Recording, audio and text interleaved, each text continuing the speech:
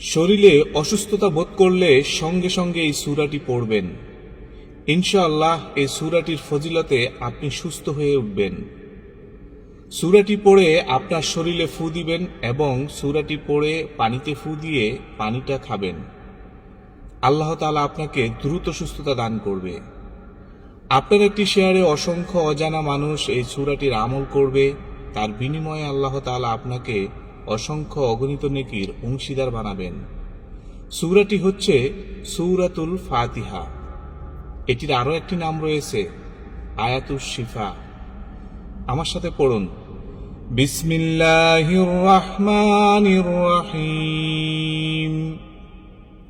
আলহামদুলিল্লাহি রাব্বিল আলামিন আর রহমানির রহিম মালিকি ইয়াউমিদ্দিন ইয়্যাকা না'বুদু ওয়া ইয়্যাকা নাস্তাঈন ইহদিনাস সিরাতাল মুস্তাকিম সিরাতাল লাযীনা আন'আমতা আলাইহিম গায়রিল মাগদুবি আলাইহিম ওয়ালাদ-দাল্লিন।